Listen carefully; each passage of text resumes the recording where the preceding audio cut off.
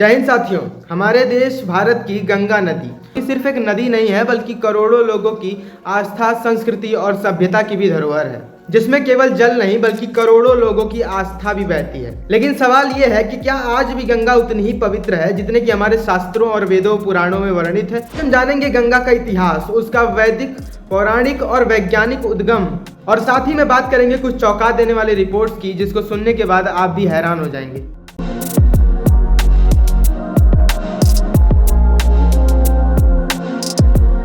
हिंदू धर्म और हिंदू धर्म के लोगों के द्वारा सिर्फ गंगा नहीं बल्कि गंगा मां कहकर के पुकारा जाता है। शास्त्रों के अनुसार गंगा नदी की उत्पत्ति पृथ्वी पर नहीं हुई है बल्कि उसकी उत्पत्ति एवं उद्गम स्वर्ग से हुआ है, और हमारे शास्त्रों के अनुसार उसे स्वर्ग से यहाँ धरती पर लाया गया है। हमारे यहाँ लोग मानते हैं कि इस गंगा नदी में स्नान करने से सारे पाप नष्ट हो जाते हैं। माना जाता है कि अंतिम संस्कार एवं अस्थि विसर्जन गंगा नदी के तट पर करने से मोक्ष की प्राप्ति होती है। ऋग्वेद, रामायण और महाभारत में गंगा का उल्लेख देखने को मिलता है। पौराणिक एवं धार्मिक कथाओं के अनुसार राजा सगर नाम के एक राजा हुआ करते थे, जिनके पास 60,000 संतानें थी। उन्हीं 60,000 संतानों को मोक्ष की प्राप्ति कराने के लिए राजा भगीरथ ने घोर तपस्या की थी और गंगा माता को प्रसन्न करने का प्रण लिया था। मान्यता यह भी है कि उन्हीं के घोर साधना एवं तपस्या से प्रसन्न होकर ही गंगा माता ने यह स्वीकार किया था कि वह धरती पर अवतार लेंगी। परंतु माता गंगा सीधा ही धरती पर अवतार नहीं ले सकती थी, क्योंकि उनकी वेगपूर्ण धारा से सब कुछ नष्ट हो सकता था। इसी के कारण शंकर भगवान जी ने अपनी जटाओं में गंगा माँ की धारा को धारण किया और धीरे धीरे पृथ्वी पर प्रवाहित किया। ये तो हो गई पौराणिक एवं धार्मिक मान्यताओं के अनुसार गंगा माँ का उद्गम। अब बात करते हैं वैज्ञानिक तथ्यों और वैज्ञानिक तरीके से कि गंगा का स्रोत कहाँ से होता है। गंगा नदी का वास्तविक स्रोत है गंगोत्री ग्लेशियर, जो कि हिमालय में प्रेजेंट है। यहाँ से जो धारा निकलती है गंगा नदी की, इसे गौमुख कहा जाता है। शुरुआत में गंगा नदी का नाम गंगा नहीं होता बल्कि भगीरथी होता है।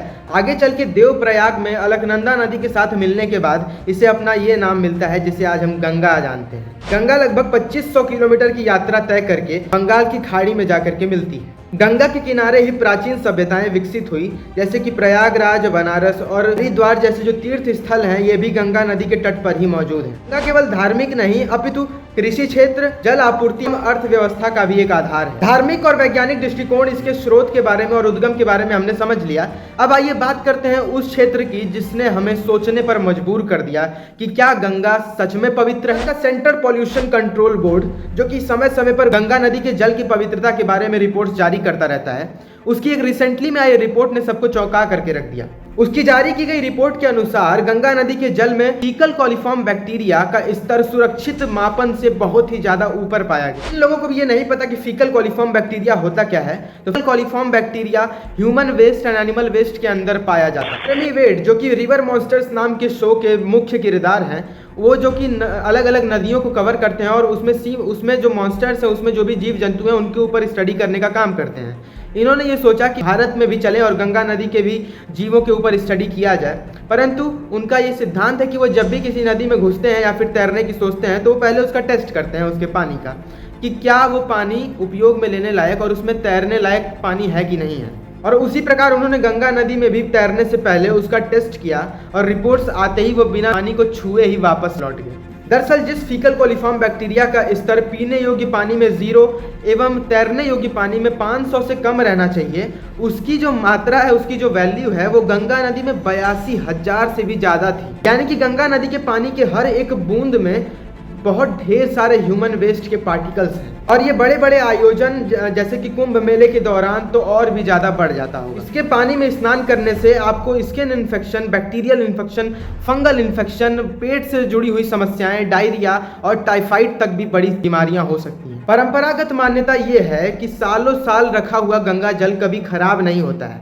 इसका कारण ये है कि गंगा नदी के पानी में बैक्टीरियोफेज पाए जाते हैं। जिनको नहीं पता कि बैक्टीरियोफेज होता क्या है, तो बैक्टीरियोफेज एक तरह का वायरस होता है जो कि बैक्टीरियाज को मारने का काम करता है, और गंगा नदी के पानी में यही बैक्टीरियोफेज बहुत ही बड़ी मात्रा में उपस्थित है। यही कारण है कि सालों साल तक गंगा जल को रखने पर भी वो खराब नहीं होता। तो आज के समय में गंगा नदी के पानी में प्लास्टिक बॉटल्स, गंदा कचड़ा, कूड़ा, नाली का पानी, ह्यूमन डेड बॉडीज, पता नहीं क्या क्या गंदगियां मिल चुकी हैं। तो तो मेरे हिसाब से इसे कंज्यूम करना तो बिल्कुल भी सेफ नहीं है। बिना उबाले या फिर फिल्टर किए इसे कंज्यूम नहीं करना चाहिए। गंगा नदी को साफ करने के लिए 2014 में कई मेजर्स उठाए गए, जिसमें से नमामि गंगे सबसे बड़ा प्रोजेक्ट था, जिसका टोटल बजट लगभग 38,000 करोड़ से 40,000 करोड़ का था। लेकिन आज भी डेटा के अनुसार सिर्फ 9 से 10,000 करोड़ रुपए ही खर्च हुए हैं असल में गंगा की सफाई करने के लिए। और सारे पैसे कहाँ गए, कहाँ खर्च हुए, इसका कोई भी डेटा नहीं मौजूद है। खैर, गंगा नदी को साफ करने के लिए तो बहुत ही बड़े प्रोजेक्ट्स की आवश्यकता है, लेकिन आपके घर को साफ सुथरा रखने के लिए आपको चाहिए एक अच्छा क्लीनिंग पार्टनर। तो मैं रिकमेंड करता हूं आपको जर्मोसाइड, जो कि एक बहुत ही अच्छा क्लीनिंग पार्टनर बन सकता है आपके घर की सफाई के लिए। इसे आप इंस्टाग्राम पर जा करके डायरेक्ट डीएम करके ऑर्डर कर सकते हैं, या फिर इनके पेज पर जाकर भी ऑर्डर नाउ क्लिक करके डायरेक्ट ऑर्डर कर सकते हैं। अब कुछ लोग आएंगे और आक्रोशित तरीके से मुझे ये सिखाने की कोशिश करेंगे कि गंगा माता की पवित्रता के ऊपर उंगली उठाने वाले तुम कौन होते हो, तुम तो हिंदू ही नहीं हो। लेकिन ऐसा नहीं है दोस्तों। मैं कटाक्ष करता हूँ उनसे, ये पूछना चाहता हूँ कि अगर गंगा को आप इतना ही माँ मानते हैं और इतना ही पवित्रता उनकी आपको फ़र्क है, तो क्यों आप गंदगी फैलाते हैं? क्या अपने आप से कभी आपने पूछा है कि गंगा नदी को क्यों आप गंदा करते हैं? गंगा नदी शंकर भगवान जी के जटा के अंदर उपस्थित है और आप इतनी ज़्यादा कचरा इसमें फैला रहे हैं। इसका मतलब है कि आप शंकर भगवान का भी बहुत ही बड़ा अपमान कर रहे हैं, क्योंकि उसी नदी को, उसी जल की धारा को आप गंदा कर रहे हैं जो कि शंकर भगवान जी के जटा में विराजित है।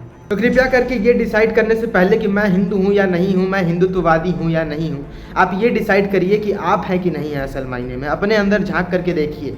आप खुद ही अपनी मान्यताओं का कटाक्ष करते हैं अपने ही हाथों से। आपसे अच्छा नदियों का ख्याल और आदर तो वो करते हैं जो कि नदियों को माता मानते भी नहीं हैं। अंत में यही कहना चाहूँगा कि गंगा भारत की आत्मा है, वह हमारी सभ्यता, हमारी संस्कृति एवं हमारा इतिहास है। हमारे इतिहास का वो अभिन्न हिस्सा है जिसे हम कभी अलग नहीं कर सकते। परंतु असली बात यह है कि आस्था के साथ साथ जागरूकता की भी बहुत अधिक आवश्यकता है, क्योंकि यदि हमने माँ का दर्जा दिया है तो उसे साफ सुथरा रखना एवं संरक्षित रखना हमारी ही जिम्मेदारी है, ना कि किसी और की। क्या हम फिर से गंगा को उतना ही निर्मल बना पाएंगे जितना कि हमारे वेद पुराणों में वर्णित है? अगर आप मेरी बातों से सहमत हैं तो एक कमेंट करना मत भूलिएगा। मिलूंगा आपसे एक और नॉलेजेबल एंड इंटरेस्टिंग वीडियो के साथ। तब तक के लिए जय हिंद, जय भारत, जय विज्ञान, जय सभ्यता।